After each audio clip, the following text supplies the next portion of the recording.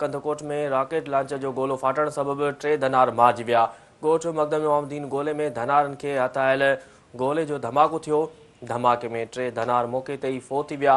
वाक़े सबबि इलाइक़े में ॾहकाउ पखिड़िजी वियो आहे। अवांखे आगाह करे रहिया आहियूं अहम ख़बर जे हवाले सां त कंदकोट रॉकेट लॉन्चर जो गोलो फाटण सबबि 3 धनार मारिजी विया आहिनि। ॻोठ मक़दम इमामुद्दीन गोले में धनारनि खे हथायल गोले जो धमाको थियो।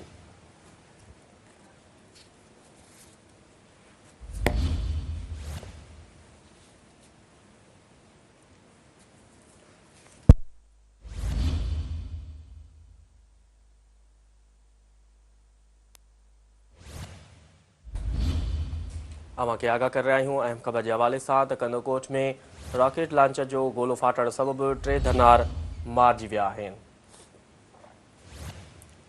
ॻोठ मुक़दम इमामुद्दीन गोले में धनारनि खे आयल गोले जो धमाको थियो।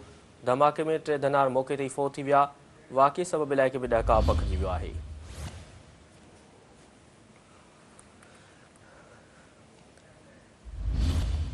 अहम ख़बर खां अवांखे आगाह करे रहिया आहियूं त कंदकोट में रॉकेट लॉन्चर जो गोलो फाटण सबबि 3 धनार मारिजी विया आहिनि।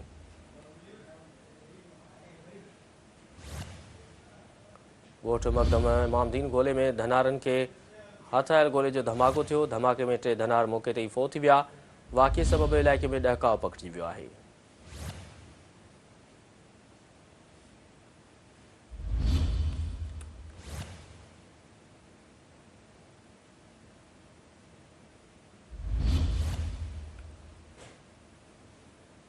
कंदकोट में रॉकेट लॉन्चर जो गोलो फाटण सबबि 3 धनार मारिजी विया।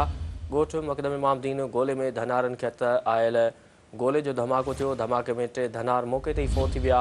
वाक़े सबबि इलाइक़े में ॾहकाउ पखिड़िजी वियो आहे।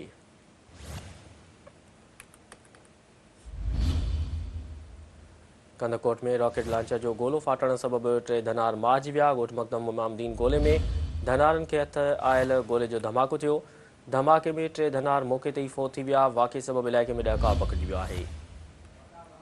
वधीक तफ़सील मालूम कंदासीं। टेलीफोन ते मौजूदु आहे कंदकोट खां सिंध टीवी न्यूज़ रिपोर्टर बका मोहम्मद बंगवार। जी बका मोहम्मद बंगवार, रॉकेट लॉन्चर जो गोलो फाटण सबबि 3 धनार मारिजी विया। वधीक तफ़सील हिन वारा आगाह कजो।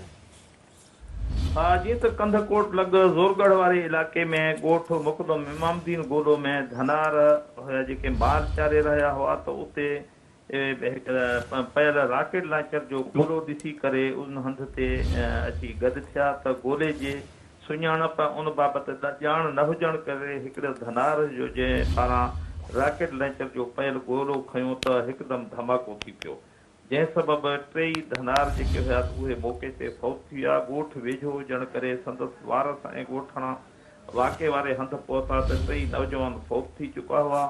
ॻोठाणनि जे इतला ते पुलिस जेका वाक़े वारे हंधि हिन वक़्तु पहुची चुको आहे ऐं लाशनि खे पोस्टमार्टम लाइ जेका इस्पताल ॾांहुं खणाए रहियो आहे। 3 नौजवान हिक ई ॻोठ जा आहिनि। संदसि पूरे ॻोठ में हिन वक़्तु रोज़ राड़ो ऐं कोहराम पिणु मतल आहे। जी ठीकु आहे बका मोहम्मद बंगवार, तफ़सील ॾियण लाइ वॾी महिरबानी।